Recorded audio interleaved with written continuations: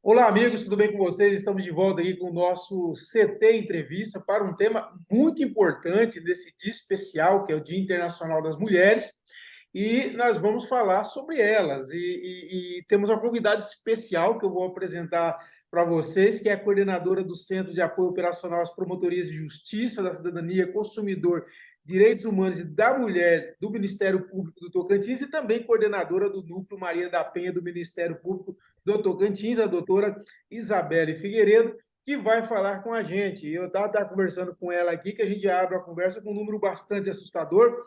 O G1 trouxe uma reportagem bem ampla hoje sobre a questão dos feminicídios no Brasil, e em 2022 foi uma mulher morta a cada 6 horas. Isso é um número absurdo.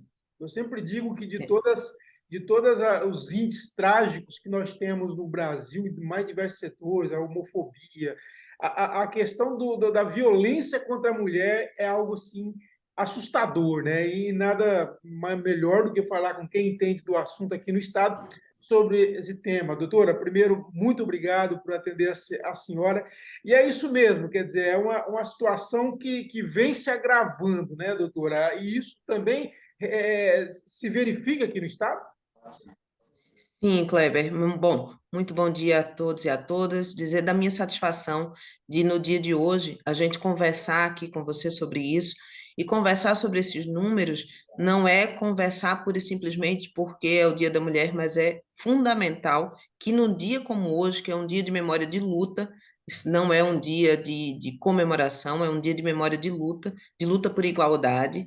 É importante dizer que essa luta das mulheres não é uma luta para suplantar homens em qualquer dos seus direitos, ao contrário, é uma luta para ter os mesmos direitos que os homens, ocupar os mesmos espaços e ter uma igualdade dentro da nossa comunidade. Mas voltando a esses números que você falou, Kleber, realmente esses números são muito assustadores. O último anuário da violência agora, que são dados coletados em todo o país a respeito de diversos setores da criminalidade, apontam que os feminicídios tiveram um salto muito significativo. E é importante a gente perceber algumas coisas aí. O Brasil apontou uma baixa no número de homicídios e uma alta no número de feminicídios. E o que, na verdade, a gente quer dizer com isso? Quer dizer com isso que não é que houve uma queda significativa no número de mortes. O número de mortes permaneceu muito próximo, mas se percebeu que essas questões, essas mortes relacionadas ao fato de serem mulheres, elas foram agora percebidas mais claramente. Mulheres são mortas porque são mulheres. É por isso que a gente precisa de toda essa rede legislativa de proteção. Os homens não são mortos porque são homens, eles são mortos porque se envolvem em brigas, por conta do tráfico de drogas, por conta de uma série de outras questões. Mulheres são mortas porque são mulheres. E isso é uma questão interessante, né? É, a minha mãe gosta muito desses programas de violência, e eu não gosto muito, mas quando ela vem aqui eu tenho que assistir com ela, e é interessante, porque, olha, sei lá, de cada 10 casos que apresentam lá, pelo menos 7, 8 são de companheiras assassinadas pelos companheiros, que não aceitaram, a novela tem a mesma trama, né? Exatamente, Aceita exatamente. o fim do relacionamento, vai lá e mata. Eu insisto, isso aí é o mais comum mesmo, doutora? Quer dizer, esse feminicídio é mais do companheiro, é mais dentro de casa mesmo essa violência? Sim, as mulheres são mortas pelos homens que elas amam. E isso é muito sério. Elas são mortas pelos homens que elas escolheram amar, que elas escolheram construir uma família. É muito claro que, ao final de um relacionamento, todos nós, homens ou mulheres, acabamos tendo frustrações daquele término.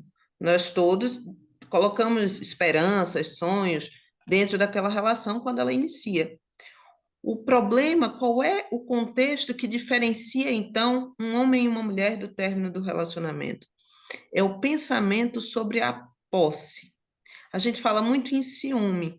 Ciúme, até um animal de estimação ele tem, mas o sentimento de posse, de controle, da impossibilidade da companheira por fim ao relacionamento, o homem ele não aceita que o término venha da mulher. o término ou vem dele ou não virá. E é este o ponto principal aí que nos diferencia e que torna as relações amorosas tão perigosas para as mulheres. Percebam que é um perigo em se relacionar amorosamente, o que não é aqui nem de longe um alerta para que a gente se afaste das relações de amor, muito pelo contrário, mas que a gente construa elas de forma mais saudável.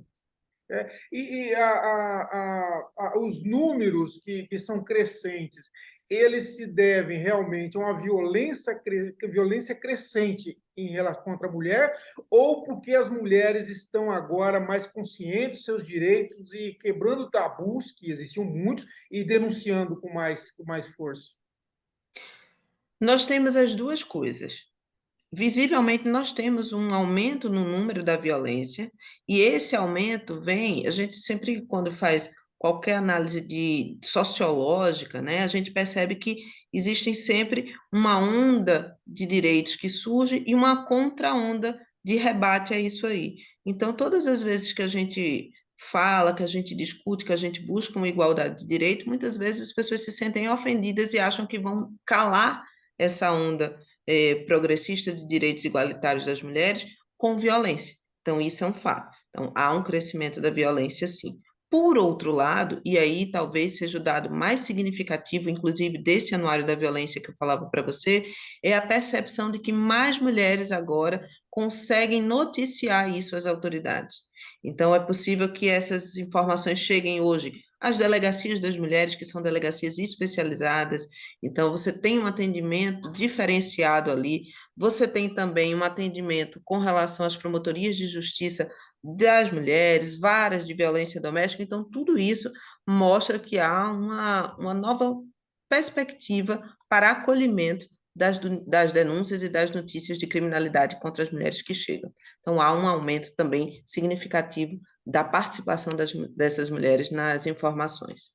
E a senhora que acompanha isso muito de perto, havia, principalmente no passado, muita reclamação de que os ambientes das delegacias, por exemplo, eram meio que até inóspitos para a mulher chegar e fazer denúncia. Houve uma evolução nisso, nós tivemos muitas delegacias de mulher, e essas delegacias, elas estão realmente hoje à altura de dar esse atendimento que a mulher precisa? Sem sombra de dúvida. Esse é um fator primordial. As mulheres se sentem hoje muito mais acolhidas nesse ambiente. Vamos ser muito sinceros, os ambientes, a ministra Carmen Lúcia, do Supremo Tribunal Federal, na data de ontem, deu uma entrevista falando que o judiciário era um ambiente predominantemente machista. Essa é uma fala da ministra Carmen Lúcia. Eu posso dizer que todo o sistema de justiça ele guarda resquícios de conservadorismo, que é próprio da sua estrutura, e resquícios de um machismo estruturado, como o restante da sociedade. Então, isso acontecia nas delegacias de polícia, nas promotorias de justiça, no próprio Poder Judiciário. Nós tivemos uma evolução muito grande a partir da instalação, da edição da Lei Maria da Penha. E por quê? Porque se forçou todas essas estruturas que compõem o sistema de justiça a repensarem suas atuações. Hoje, o Conselho Nacional de Justiça edita uma normativa sobre os julgamentos do Poder Judiciário com perspectiva de gênero. Então, todo o sistema de justiça se apara melhor para tratar dessas questões. As delegacias das mulheres são, então, assim, aquele primeiro passo, o primeiro acolher.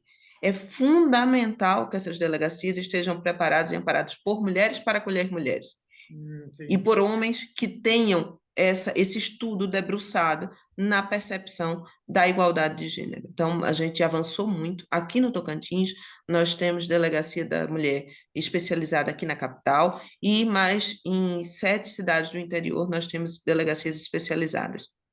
Essas delegacias funcionam com um volume de atendimento muito alto, mas funcionam de forma muito preparada, toda a equipe é preparada. Normalmente, as delegadas e os delegados aqui têm feito um trabalho assim excepcional, digno de elogio mesmo, do trabalho que tem sido feito por toda a equipe da Polícia Civil. Assim como a Polícia Militar, importante dizer, Kleber. Polícia Militar, a Patrulha Maria da Penha, né, com a coordenação da capitã Roberta, tem feito um trabalho de acompanhamento dessas mulheres que estão com medidas protetivas de urgência em vigente excepcional. Aqui na capital, nós temos que destacar isso, tem sido um trabalho muito bem feito. Que bom. Doutora, um outro tema também que sempre recorrente é que, em termos das denúncias, que a mulher de baixa renda ela tendia mais a denunciar do que uma mulher de uma classe mais abastada, porque existe muito a questão social da vergonha e etc. Isso ainda existe ou já está superado e as denúncias de ambos os estratos sociais se igualam hoje? Ainda existe.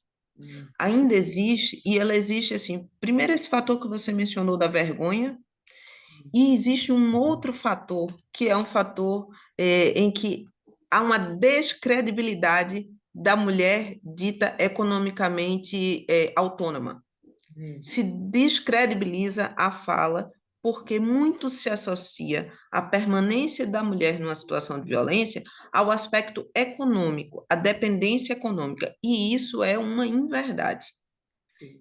As mulheres não permanecem no ciclo da violência única e exclusivamente pela dependência econômica. Esse é um fator a ser levado em consideração? Sim, é um fator a ser levado em consideração.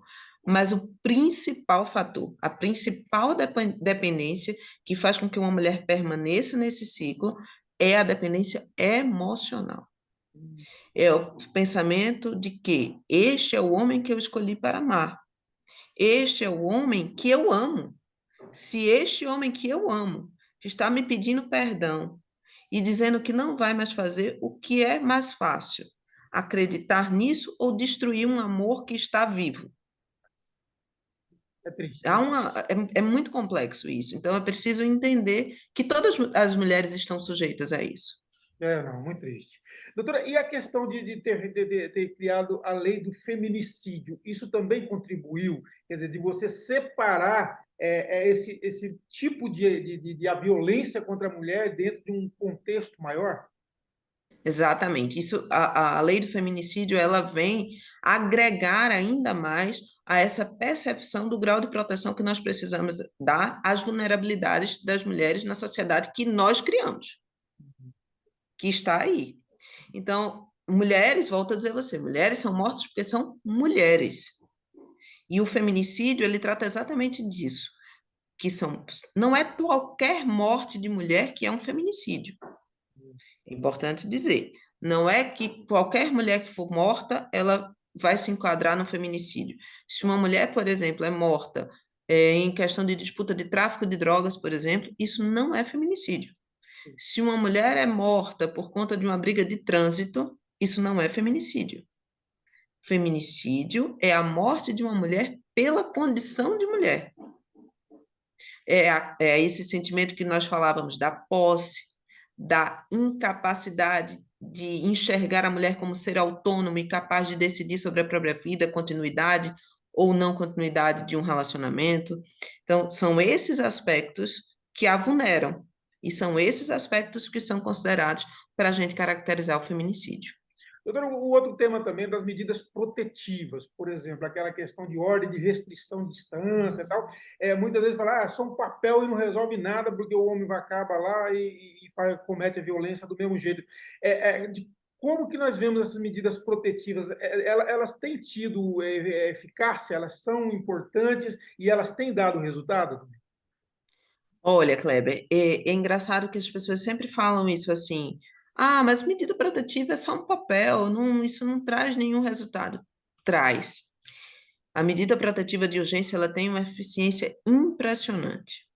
A partir do momento que a mulher solicita uma medida protetiva de urgência, ela é deferida, a relação não é mais entre a mulher e o homem, é entre o homem e o Estado, é entre o homem e o juiz. A partir deste momento, há uma respeitabilidade, por incrível que pareça, e volto a dizer a você, é quando nós percebemos a vulnerabilidade. Não importa ela dizer que não quer que ele não vá mais naquela casa. Ele só deixa de ir quando o Estado diz a ele que não é mais para ir. Entende?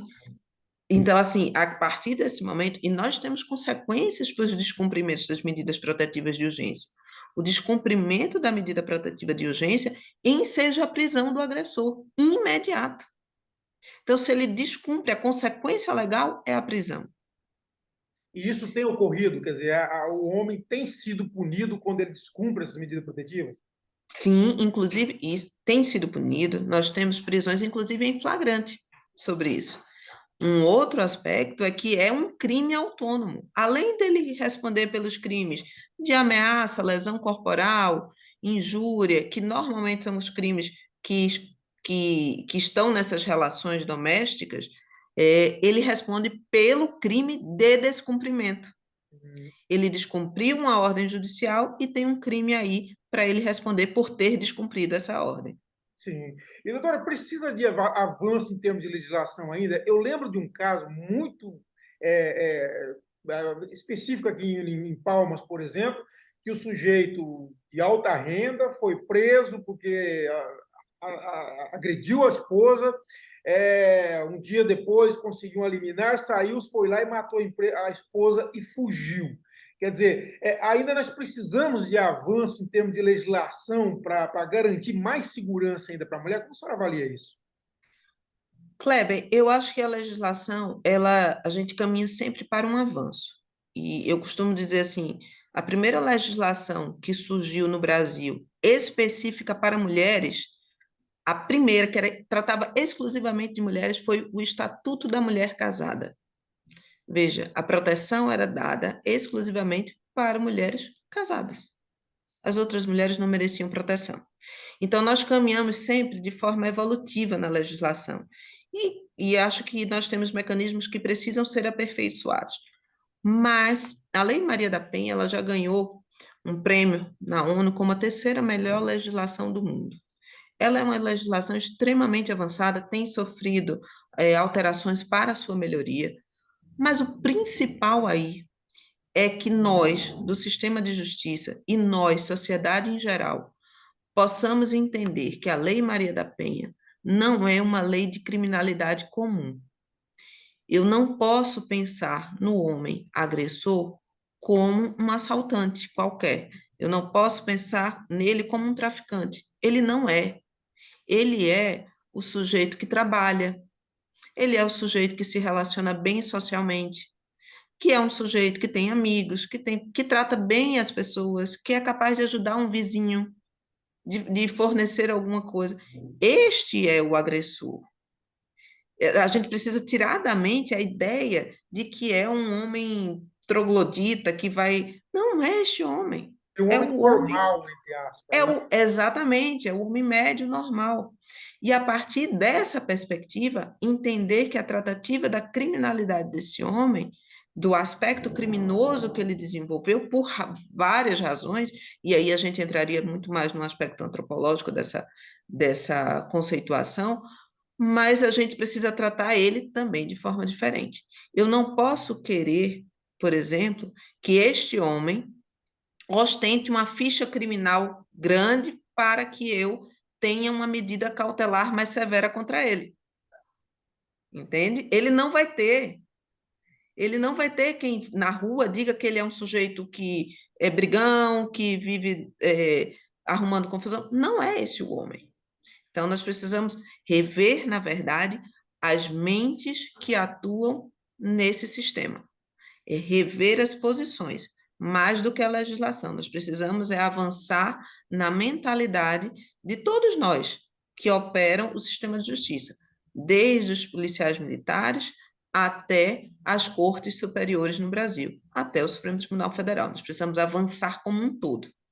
E é interessante a senhora falando, porque quando eu vejo, por exemplo, esses casos de violência, quando você analisa ele, você muitas vezes vê que é algo previsível também, né? A mulher não foi simplesmente, na maioria dos casos, não foi morta assim, do nada, hoje aconteceu. Não, ela vem lá recebendo essa ameaça, ela vem recebendo uma pressão, aí quando ela se afasta, ocorre. Quer dizer, muitas vezes a gente pensa, será que ainda há falha nesse meio, quer dizer, entre o início desse relacionamento tumultuado, onde tudo caminha para esse desfecho do assassinato? Acha que falta ainda essa intervenção mais cirúrgica nesses casos? Acho que nós temos alguns hiatos aí. Nós temos um primeiro hiato, que é a consciência dessa mulher de que ela é vítima de um crime. Essa mulher, ela não consegue entender que na hora que o marido chega e diz assim, você só come porque eu boto comida dentro de casa, ela está sendo vítima de um crime. Ela não entendeu. Sim, Ela viveu a infância dela inteira enxergando isso acontecer.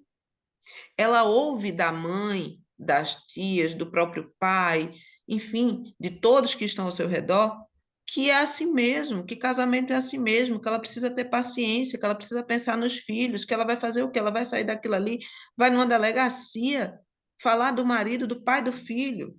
Então, existe todo um apelo para que isso não aconteça.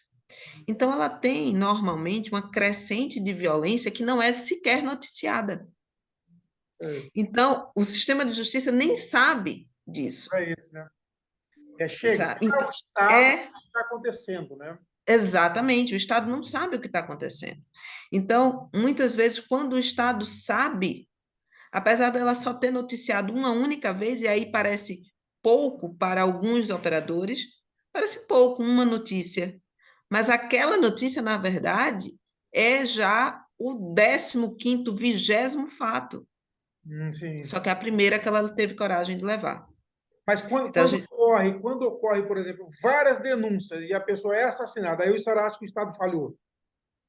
acho que nós temos falhas no seguinte: não há como e não tem como a gente fazer a previsão de todos os fatos. O Estado não tem como prever tudo. A gente trabalha com dados objetivos. Eu acho que a falha está no Estado, não única e exclusivamente no sistema de justiça, mas em todas as fases. Por exemplo, as situações em que as prefeituras não têm psicólogos suficientes para acompanhar essa família.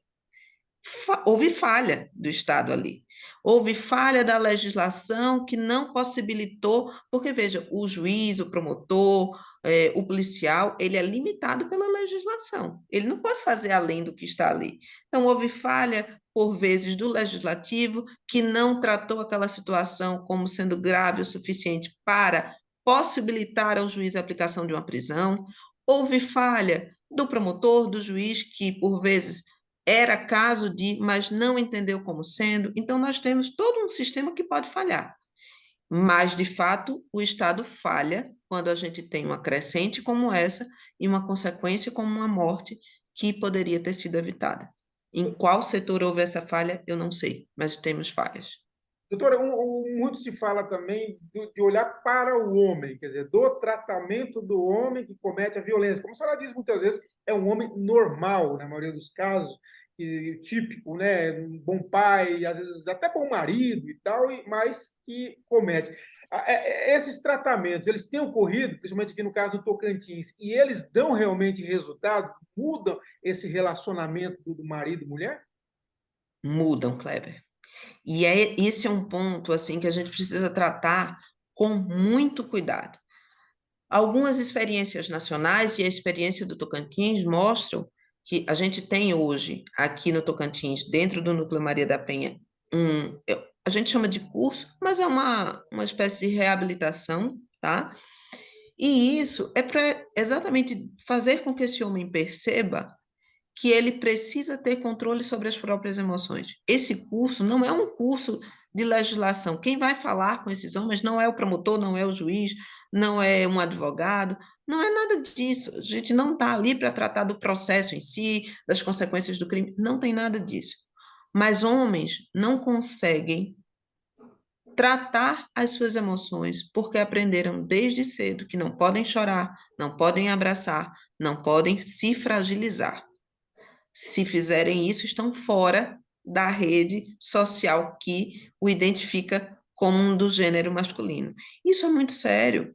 Isso é muito sério porque na hora que uma mulher que ele ama, na percepção de amor que ele ama, mas na hora que essa mulher diz a ele que não vai trocar a roupa e que ele acha que aquela roupa vai despertar em outros homens sentimentos que para ele são ruins para aquela relação, ele não consegue lidar com aquilo.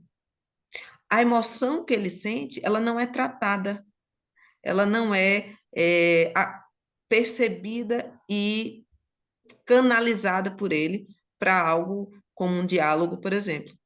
O que é que ele faz? Ele violenta, ele parte para a agressão.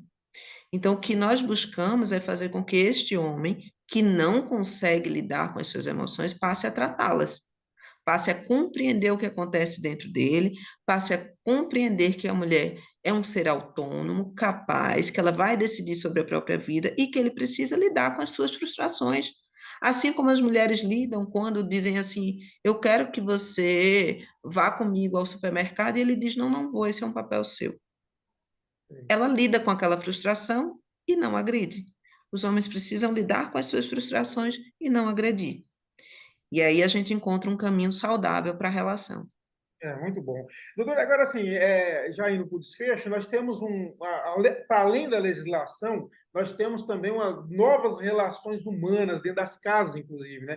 O papel do homem mesmo se redefinindo, né? Não é que, como se diz, não é esse homem mais do passado que via o pai com relacionamento, a mulher com a mãe com relacionamento subserviente. Já é uma relação maior. Você acha que a perspectiva é positiva olhando para o futuro, de uma melhor interação, um melhor relacionamento? Acho que nós temos assim evoluído enquanto sociedade.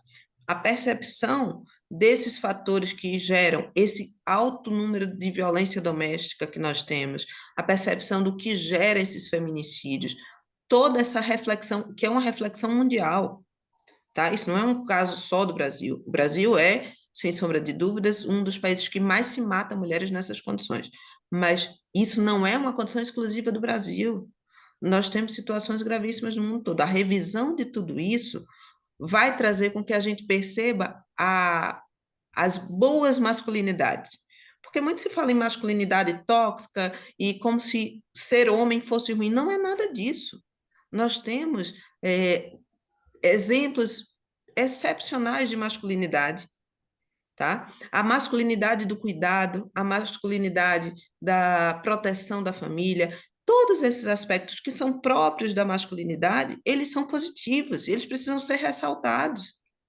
Então, ser homem não é ruim, ser homem não é algo a ser demonizado, não é isso que fala a Lei Maria da Penha e não é isso que se busca nessa igualdade feminina. O que se está buscando é que essas relações, tanto de homens e de mulheres, sejam mais saudáveis. Que os homens consigam ser mais felizes na sua condição de homem, que as mulheres consigam ser mais felizes na sua condição de mulher, seja ela por nascimento ou não. E aí, quando a gente tem tudo isso, aí a gente tem uma paz e uma tranquilidade social para desenvolver outras potencialidades. Bom, e para a gente fechar, quais têm sido as ações do Ministério Público em defesa da mulher e também a mulher, os canais onde ela pode buscar uma mulher que de repente está assim, numa situação dessa de violência doméstica? O Ministério Público ele tem duas funções aí que a gente trabalha muito firmemente, Kleber. Uma função é aquela da função do processo, do aspecto judicial. Então, assim, todo o inquérito policial acaba chegando ao Ministério Público, então todas essas demandas chegam, são analisadas via de regra, é o Ministério Público quem processa esse homem. Então, quem vai atrás de uma punição efetiva sobre ele.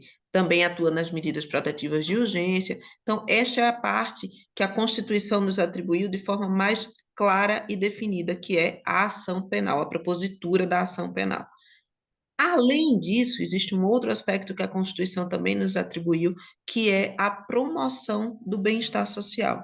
Então, a partir desta parte aí, a gente pensa na reabilitação desses homens agressores que tem sido feito pelo Núcleo Maria da Penha, a gente pensa no acolhimento dessas vítimas mulheres de violência através do Núcleo de Atendimento às Vítimas de Crimes e Atos Infracionais Violentos. Então, essas mulheres são hoje atendidas e encaminhadas para acompanhamento psicológico, acompanhamento de serviço social, reinserção do mercado de trabalho. Nós estamos com uma parceria com o SEBRAE para encaminhar essas mulheres para cursos profissionalizantes.